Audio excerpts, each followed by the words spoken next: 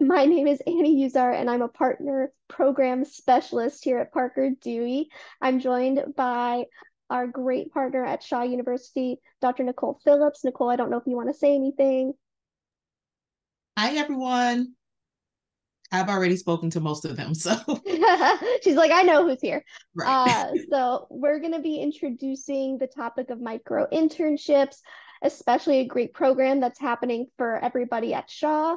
So I'm going to break down kind of who we are at Parker Dewey, how you can be the best candidate possible, and how to start getting going on your profiles because next week you're going to start seeing these program specific opportunities from employers who are really wanting to recruit you specifically from your university. And I want to make sure you're all set up for that. So, micro internships. You guys might be facing a lot of different challenges as students, and micro internships could be the answer. So, oftentimes, as a college student, you're just trying to get those additional opportunities, but you might have some barriers in your way, whether that's not feeling like you're a competitive applicant for more traditional internships due to GPA requirements. Maybe you don't have the time to commit to a semester long internship. Maybe you can't afford to take an unpaid internship. Insert problem here. We're going to try to solve it with micro internships. So, what is a micro internship? They are short term projects. Think about it like college student gig economy life. So, the project itself, the whole micro internship ranges from 10 to 40 hours on our site. The ones specifically recruiting you all for the program we're going to be talking about are going to be 20 hours. And again, that's total. That's not weekly, that's not monthly. That's just get it done, get paid. Everything on our site is paid, and we aim to make sure that it's competitive pay as well. We believe in making sure that you're fairly compensated for the work that you put into a company. These opportunities are professional opportunities. They're the types of things that a busy professional would want to offer a more traditional intern, or they just have something on their plate that they need some help with. And that's going to be a great experience for you to build your resume, learn about a company, maybe get exposure to different industries. And these are all usually remote. So that's great because it's flexible. I know the holidays are coming up. I know it's finals time for y'all. And you're like, wait, I'm not going to be in town or whatever. You could do all this from the comfort of wherever you're at, as long as you can get to some Wi-Fi.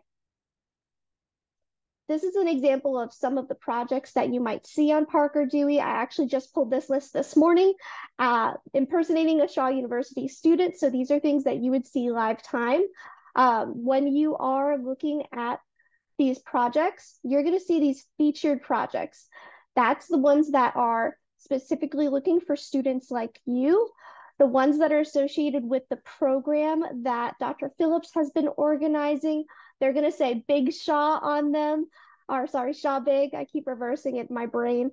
They're going to say Shaw Big, so you can do a keyword search for them. And they're going to get started to be posted in the next couple of weeks. I just didn't have an image of that for you guys. But all these featured projects, apply, man. There's no limit to how many opportunities you can apply for on our site. And the sweet spot is usually putting in at least 5 applications that are quality for you to start seeing those acceptances come through. So what's in it for you, right?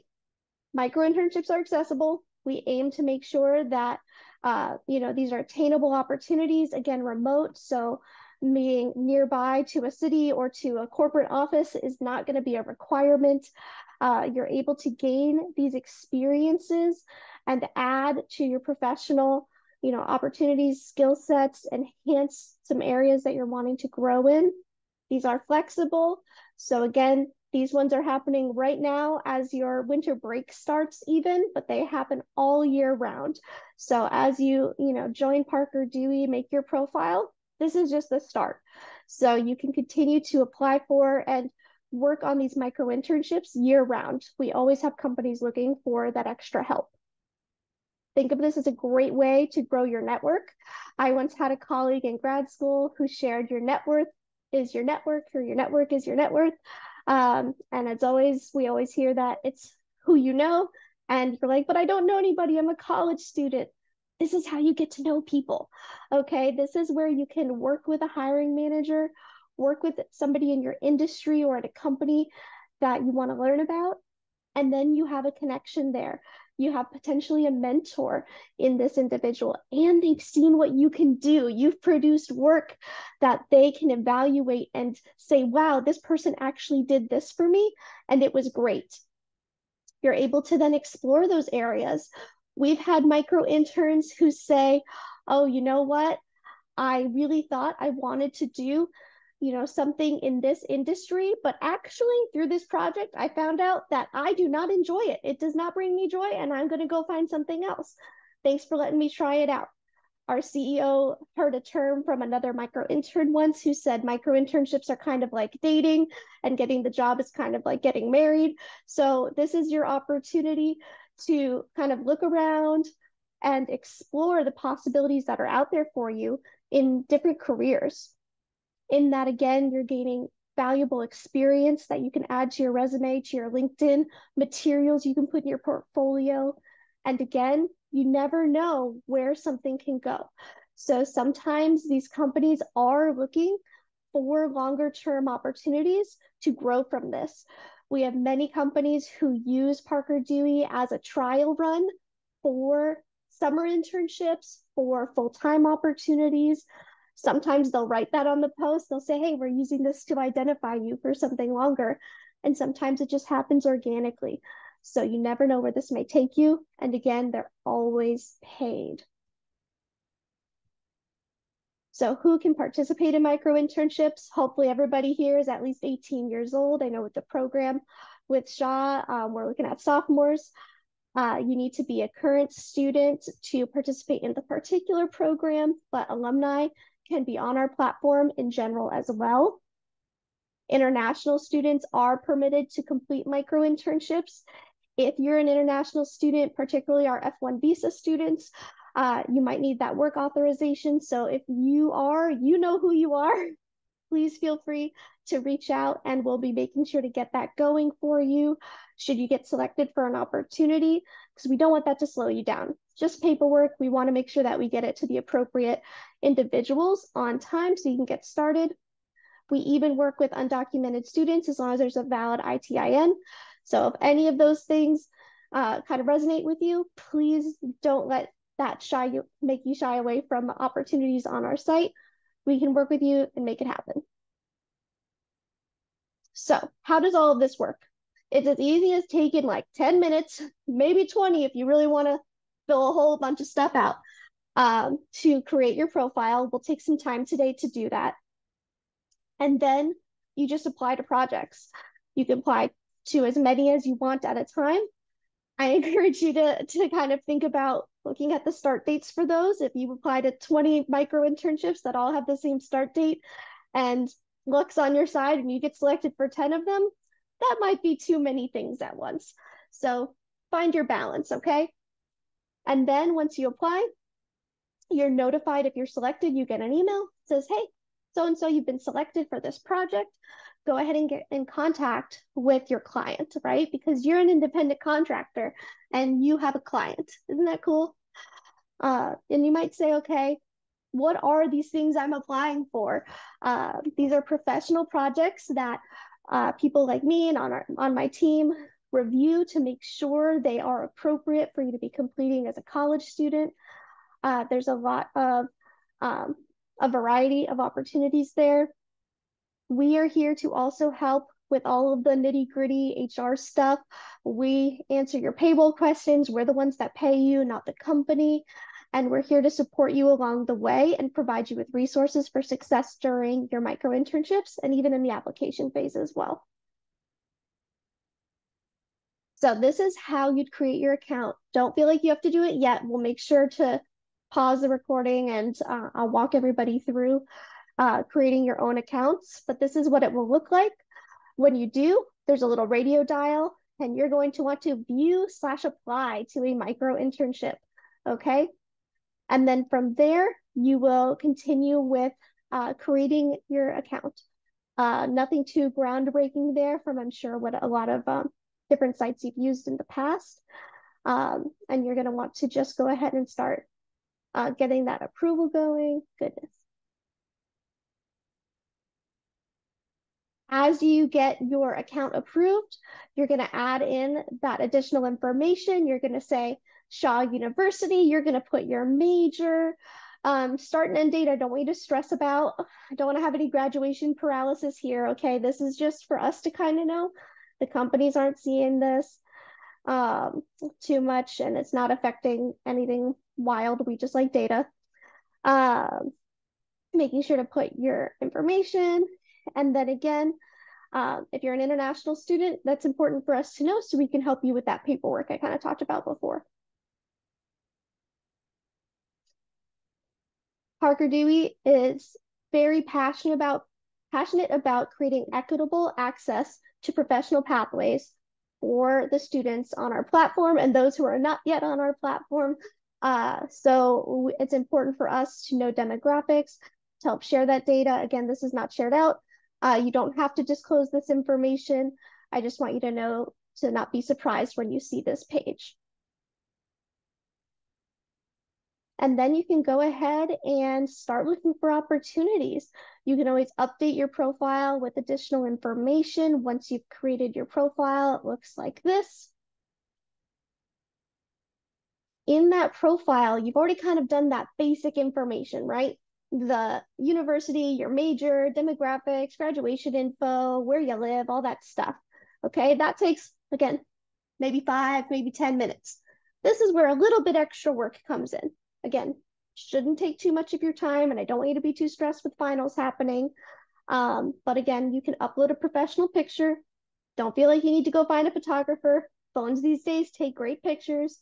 Just nice little headshot that you can take outside or whatever. You probably already have one. You want to make a little personal statement. Again, this isn't like applying for med school personal statement. This is just a couple of sentences, small paragraph, showing who you are a little bit. Because again, these companies don't get a lot of information about you. They only get what you provide. So it's important that you take the time to put that personal statement to help you stand out and help them get to know you a little bit. Next, you want to add to your experience section. Again, if you're, an underclassman or you maybe just haven't gotten a lot of experience yet, I don't want this to be cause for concern for you, but the more stuff that you have, you might want to put it. So if you have had summer jobs or if you've had leadership opportunities on campus, this is a great way to, again, let them get to know who you are a little bit. If you've been a babysitter, that shows responsibility. I want you to think outside the box, okay, guys? There's also opportunity for you to upload a resume or other professional documents. Again, if you have them, awesome, include them. If you don't, it's okay. Maybe this is the opportunity that you've needed to say, okay, let me dedicate some time, go to my career advisor and work on my resume so I can upload it onto my Parker Dewey profile and continue to show companies who I am. So again, you're going to apply for projects. You'll see kind of what it looks like on the left here. Featured projects, those are the ones that are looking for students at your university or similar ones. You're going to go ahead and you can click on the project, review the job description, learn about the company, see if this is something you really want to apply for. Click apply, and then you'll see the questions. Again, this isn't like applying for jobs where you have to always upload your resume and your personal information, all that's already there. You already did that hard work. Now it's just answering the simple questions. Most companies honestly just have the one question, why do you think we should select you for this opportunity? And I want you to make sure that you're personalizing this, okay? And the number one tip that I can provide for you there is sharing what you bring to the table, how you will add value to the project. I see a lot of students unfortunately say, oh, well, I can learn a lot from this role. That's not what somebody who needs help on a project wants to hear, right? So if you don't know how to do the job yet, let's not apply for that particular opportunity. You want to say, oh, I have worked on a research project in my accounting class that's similar to this, and I've had experience doing this, or this is a personal skill set that I have, or these are my interpersonal skills that I think will play into this role. All of that good stuff is what you can provide in that response. Because again, this is all they're getting to know about you. A lot of companies choose not to interview on our site because they just hear this information, they read it, they get it, you're good to go. Some may reach out and message you through the portal, so I want you to be prepared for that.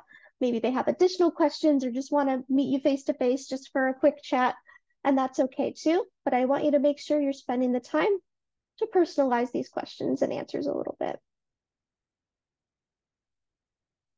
I kind of mentioned this before, but make sure you're looking at the dates okay. If the start date happens to be when the date that you're flying somewhere because it's winter break and you're going to be on an airplane, maybe make sure you can confirm that with the client. Say, hey, I noticed that you put this start date. Can I start 2 days after that? This is what my timeline's looking like with the holiday season and my school closure. And kind of just be transparent about it, because they only know what you can tell them. Okay, so set those expectations. For future opportunities, of course, you won't always have school breaks, but for this, you want to make sure that you're lining things up. And again, making sure that you're checking out when it's due, because that's when they're expecting the final deliverables to be done. You'll also be able to see how many hours. Again, these ShawU projects are going to be 20 hours, and the payment will always be here as well, so that you know what to expect come payday, which is monthly, just so you know, when the project is complete. I kind of mentioned this before, your application questions, the responses that you give to them really do matter. You can compare and contrast Emma's profile and responses compared to Wyatt's. And it's pretty clear as a company is looking through quickly to see the candidates, to kind of see who is somebody who put in that little bit of extra effort and shows me why they'll be a good fit for this role, versus somebody who just kind of applied and put their name in the hat versus sharing a little bit more about themselves. We obviously, of course, don't want you going into this blind. We've got short answer examples, so many resources on our site to help support you with these application questions. We even have other like webinar situations that you can hop onto, Q&A sessions with our team to review your profile and responses. So I don't want you to feel alone in this. You can also, of course, use your resources that you have in life. Talk to professors, talk with advisors, say, hey, look, this is kind of what I'm thinking for this application. Do you have any advice on how I can improve? So don't feel like you have to just sit here by yourself doing these applications. We're here to support you too if you'd like some extra support.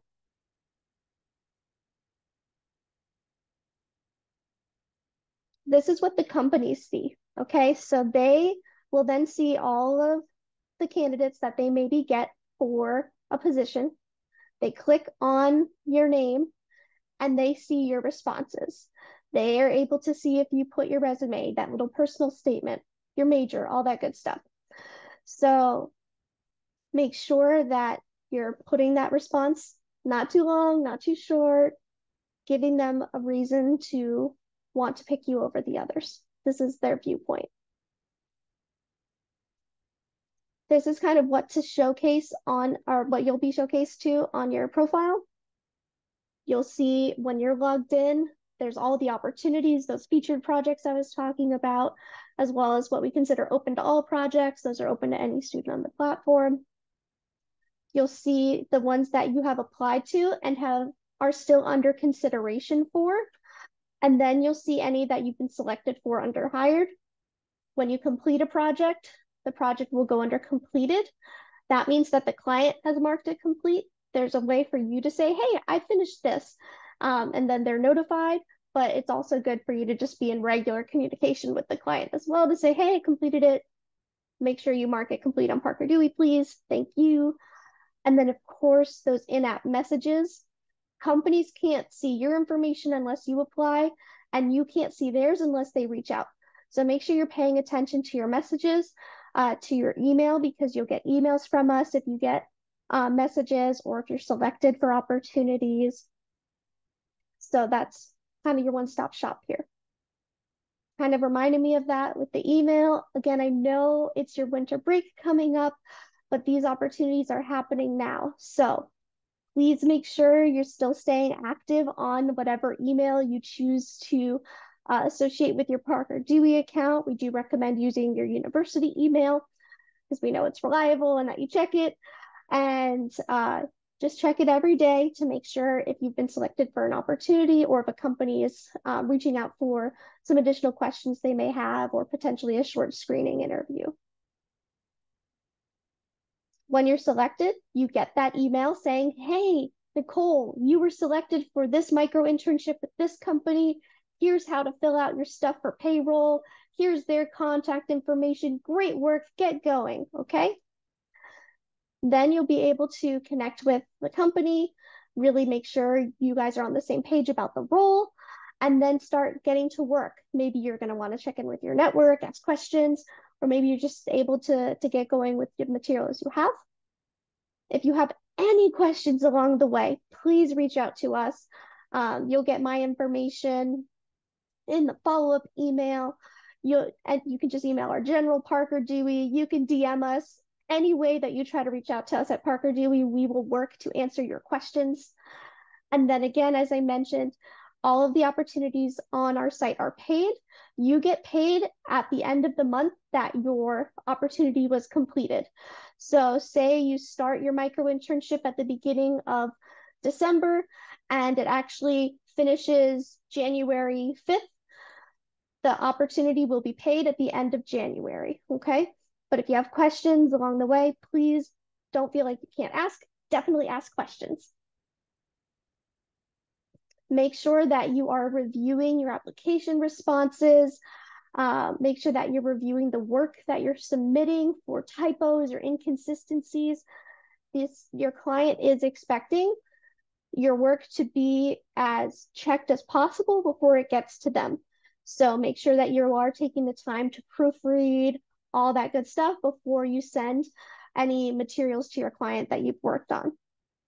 Make sure that you are setting reasonable expectations, okay?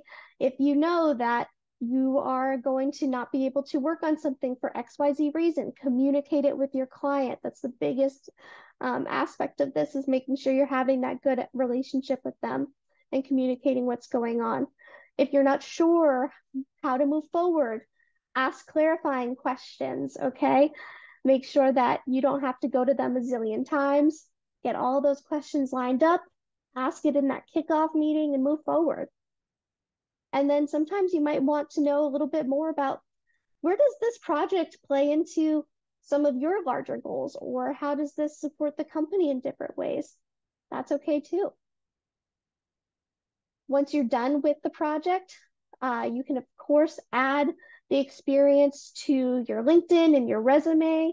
What do you put as your title? Independent consultant of Parker Dewey, of course, because again, you're not working for the company, you're working for Parker Dewey and doing work that supports the company. I know it can be a little confusing, but again, ask questions. I'm seeing more and more, which I think is really cool on some of the position descriptions, is that the companies are offering off the bat, hey, as long as you do what we ask of you and have good communication, we will of course provide you with a LinkedIn recommendation. That is great. You're getting paid and getting public recognition from the company. I mean, what could be better? So don't be afraid to have those conversations if they haven't already presented them. You say, hey, look, I think that this went really well. Thank you so much for the feedback that you've given me. Would you mind providing me with a recommendation about my work on my LinkedIn? And see what they say. And then of course, have some reflection time after you've completed this project. You know, reflect on your work, reflect on, you know, those professional communications you had with the company. See if this is something you want to do again and go forward. Don't just leave it in the past. You want to think about it for a little bit, okay? This opportunity can totally change things up for you. Hopefully help to support you in some of those like problems that we mentioned at the beginning. Maybe this being one of your first professional opportunities. We've seen so many great things come out of micro internships. One that I find so exciting, there was a student who did a micro internship with NASCAR at the beginning of this year. And then they leveraged that opportunity and are now working with the Baltimore Ravens. And they hadn't previously had professional sports experience. It was that micro internship that led them into the industry. So you never know where these opportunities can lead you. Next steps for you are to create your account. I'll make sure to put that in the chat for us in a minute, but I will end the recording now and we can go into some specific questions that anybody has.